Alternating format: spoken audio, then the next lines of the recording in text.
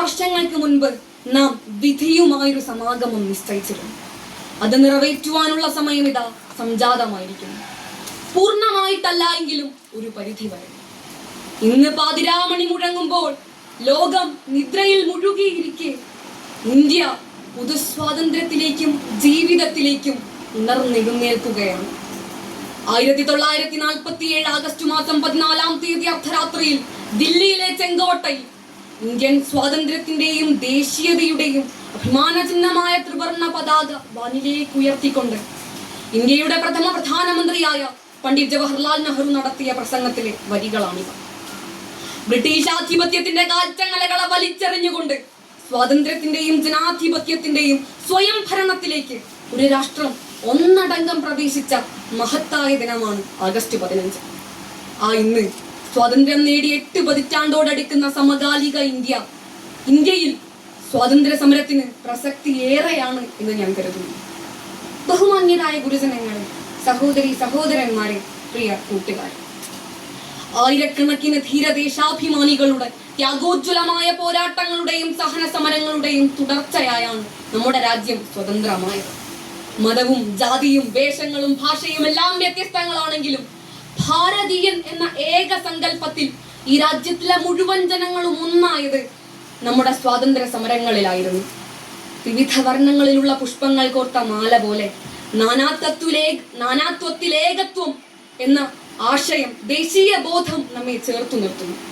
വിവിധ മതവിഭാഗത്തിൽപ്പെട്ടവർ, വ്യത്യസ്ത ഭാഷ സംസാരിക്കുന്നവർ, വിവിധ മേഖലകളിൽ പണിയെടുക്കുന്നവർ, അർദ്ധനഗ്നരായ കർഷക തൊഴിലാളികൾ, അധ്യാപകർ മുതൽ വിദ്യാർത്ഥികൾ വരെ ഈ രാജ്യത്തിലെ ജനത ഒന്നടങ്കം ഒരു മനസ്സോടെ അണിനിരന്നതിന്റെ ഫലമാണ് നാം ഇന്ന് അനുഭവിക്കുന്ന സ്വാതന്ത്ര്യം. അതിന് നമ്മെ പ്രാപ്തരാക്കിയ, ഭാരതം ലോകത്തിന് സംഭാവന ചെയ്ത മഹാനായ നേതാവായിരുന്നു മഹാത്മാഗാന്ധി. കുടില് തൊട്ട് കൊട്ടാരം വരെ മുഴുവൻ ജനങ്ങളും ഉപയോഗിക്കുന്ന ഉപ്പിനെ ഒരു സമരായുധമാക്കി മാറ്റുന്നതിലൂടെ അദ്ദേഹം ഇന്ത്യൻ സ്വാതന്ത്ര്യ സമരത്തെ കൂടുതൽ ജനകീയവത്കരിക്കുകയായിരുന്നു. നമ്മുടെ രാജ്യത്ത് എന്തെല്ലാം പരിമിതികളും വിമർശനങ്ങളും നിലനിൽക്കുന്നുണ്ടെങ്കിലും ഒരു ജനാധിപത്യ സംവിധാനം തുടരുന്നുണ്ടെങ്കിൽ അതിന് നാം കടപ്പെട്ടിരിക്കുന്നത് ശക്തവും വിശാലവും സമഗ്രവുമായ നമ്മുടെ ഭരണഘടനയോടാണ്. സ്വാതന്ത്ര്യം നേടി 8 പതിറ്റാണ്ടോടടുക്കുന്ന സമകാലിക ഇന്ത്യൻ ജനാധിപത്യം നേരിടുന്ന ഏറ്റവും വലിയ വെല്ലുവിളിയായി ഞാൻ കണക്കാക്കുന്നത് ഭരണഘടനയെ അസ്ഥിരപ്പെടുത്തുവാനും നോക്കുകുത്തിയാക്കുവാനും ഇല്ലായ്മ ചെയ്യുവാനും ഈ മഹാരാജ്യത്തെ ഭരണകൂടം തന്നെ ബോധപൂർവം ശ്രമിക്കുന്ന ദുരന്തത്തെയാണ്. വർദ്ധിച്ചു വരുന്ന വർഗീയതയും അസഹിഷ്ണുതയും അഴിമതിയും കൊടിയ ദാരിദ്ര്യവുമാണ് വർത്തമാന രാജ്യം നേരിടുന്ന മറ്റു പ്രധാന വെല്ലുവിളികൾ. മുഴുവൻ മതേതര ജനാധിപത്യ ശക്തികളും ഈ മഹാവിപത്തിനെതിരെ പോരാടുന്നതിനായി സ്വാതന്ത്ര്യ സമര തുല്യമായ പോരാട്ടത്തിന് അണിചേരേണ്ടത്, സ്വാതന്ത്ര്യ സമര പോർമുഖം തുറക്കാൻ അണിനിരക്കേണ്ടത് കാലഘട്ടത്തിന്റെ അനിവാര്യതയാണ്.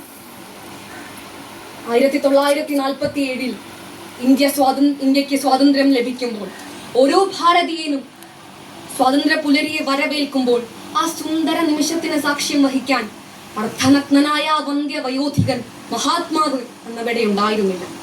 പശ്ചിമ ബംഗാളിലെ നവഖാലിയിൽ വർഗീയ ഭ്രാന്തന്മാരുടെ കൊലക്കത്തിക്കിരയായ പാവങ്ങളെ ആശ്വസിപ്പിക്കുവാൻ ആ മഹാമനീഷി കൽക്കത്തയിലെ തെരുവുകൾ തോറും സമാധാനത്തിന്റെ ശാന്തി മന്ത്രവും ഉരുവിട്ടുകൊണ്ട് അലയുകയായിരുന്നു.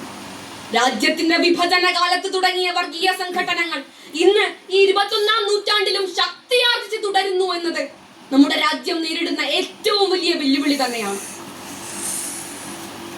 നാം എന്ത് ഭക്ഷണം കഴിക്കണം, ഏത് വസ്ത്രം ധരിക്കണം, ഏത് തൊഴിൽ സ്വീകരിക്കണം, ഏത് മതത്തിൽ വിശ്വസിക്കണം, എന്ത് ചിന്തിക്കണം എന്നെല്ലാം തീരുമാനിക്കുവാൻ ഓരോ പൗരനും ഭരണഘടനാപരമായ അവകാശം നൽകുന്ന നമ്മുടെ ഈ രാജ്യത്ത് ഇതെല്ലാം മറ്റാരോ നിശ്ചയിക്കുന്ന തരത്തിൽ ഭയപ്പെടുത്തുന്ന ഒരു സാമൂഹ്യ പശ്ചാത്തലം രൂപപ്പെടുകയാണ്. നിരാലംബരും നിസ്സഹായരുമായ സ്ത്രീകളെ മണിപ്പൂരിലെ തെരുവുകളിലൂടെ വിവസ്ത്രരാക്കി വലിച്ചിഴച്ചത് നാം ഓരോ ഭാരതീയനെയും അങ്ങേയറ്റം ലജ്ജിപ്പിക്കുകയും അപമാനഭാരത്താൽ തല കുനിപ്പിക്കുകയും ചെയ്തു. പുസ്തകം എഴുതിയതിന്റെ പേരിൽ കൊല്ലപ്പെട്ട കൽബുർഗിയും ധാബോൾക്കറും ഗൗരി ലങ്കേഷും, എഴുത്തു നിർത്തേണ്ടി വന്ന പെരുമാൾ മുരുകനും, കൽത്തുറങ്കിലടക്കപ്പെട്ട് മരണമടഞ്ഞ സ്റ്റാൻ സ്വാമിയും, അറസ്റ്റ് ചെയ്യപ്പെട്ട വ്യാജ ആരോപണം ചുമത്തി അറസ്റ്റ് ചെയ്യപ്പെട്ട ഛത്തീസ്ഗഡിലെ കന്യാസ്ത്രീകളുമെല്ലാം നാം ജീവിക്കുന്ന ഈ ചുറ്റുപാടിന്റെ ഭീകരത നമ്മെ ബോധ്യപ്പെടുത്തുന്നു. നമ്മുടെ അടുക്കളയിലെ കലത്തിൽ എന്ത് വേവണം എന്ന് നിശ്ചയിക്കുന്നത് മറ്റാരും മറ്റാരുമല്ല അരക്ഷിതാവസ്ഥയുടെ കുളമ്പടി ശബ്ദം സദാ മുഴങ്ങി കേൾക്കുന്ന ഫാസിസത്തിന്റെ കടന്നുവരവാണോ ഇതെല്ലാം, അതോ ഇന്ത്യൻ ജനാധിപത്യത്തിന്റെ മരണമണിയും?